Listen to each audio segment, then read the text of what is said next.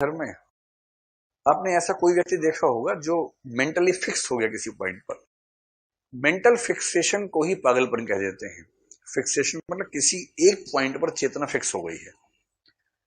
यह uncontrolled concentration है। Concentration इतनी ज्यादा है कि कंट्रोल नहीं रहा, उसमें इतना डूब गया हुआ आदमी।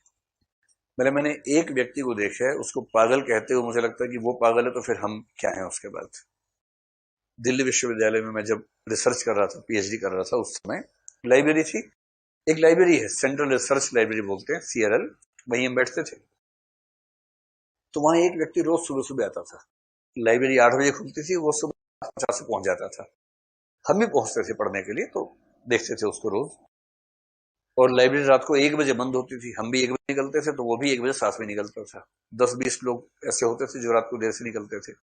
इसका मतलब ये नहीं कि मैं दिन भर पढ़ता था, कहीं आप ऐसी गलत फहमी पाल ले मेरे बारे में। नहीं नहीं नहीं नहीं, मैं जाता था वहां।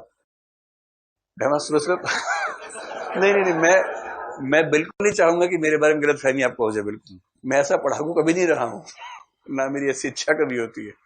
मैं सुबह 8 बजे पहुंच जाता था, क्योंकि वो लाइब्रेरी एयर कंडीशन थी और मेरे हॉस्टल का रूम नहीं था।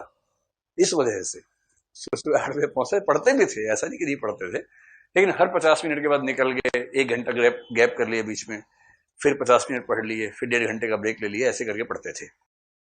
और रात को 1 बजे तक ऐसे पढ़ते पढ़ते, दिन भर में 3-4 घंटे हो जाते थे पढ़ते पढ़ते। तो वो आदमी कैसा था, करीब 50 साल का रहा होगा।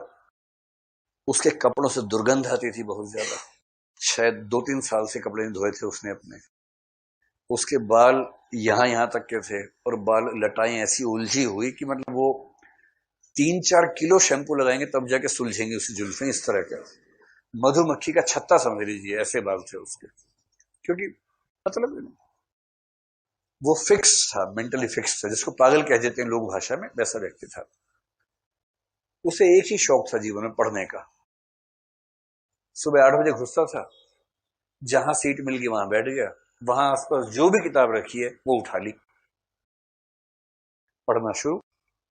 हम सब बीच बीच में उठ रहे हैं, वो उठ भी नहीं रहा, पढ़ने में लगा हुआ है। लंच का टाइम हुआ तो बाहर एक कुलचे वाला था, वहां जाके खड़ा हो जाता था। कुलचे वाला भी समझ गया था, उसको फ्री में दे देता था रोज, किलो खा लो कुलचे। यही सुबह यही शाम, उसका फिक्स। और रात को 1 बजे उसको उठाया जाता कि उठो भाई उठो, चलो टाइम हो गया। अरे यार हो गया टाइम, ओहो हो। फिर वहां कागज फंसाता था, वहां रखी किताब, सुबह आके पढ़ूंगा। एक दिन में 1, 1.5, 2 किताब खत्म। रोज का यही रूटीन, संडे का भी यही रूटीन उसका। तो फिर हमने उससे पूछा, भाई यूपीएससी की तैयारी की थी क्या कभी?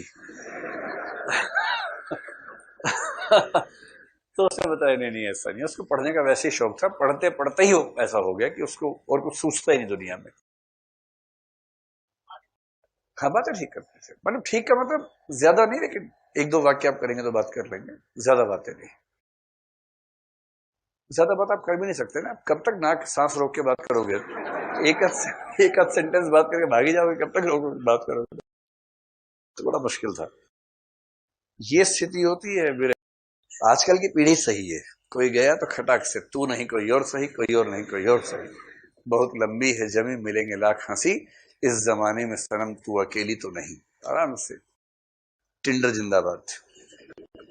अति